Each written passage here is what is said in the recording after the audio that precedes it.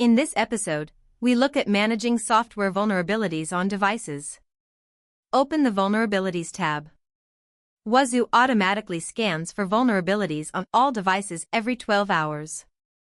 The list shows discovered CVEs, sorted by descending CVSS score.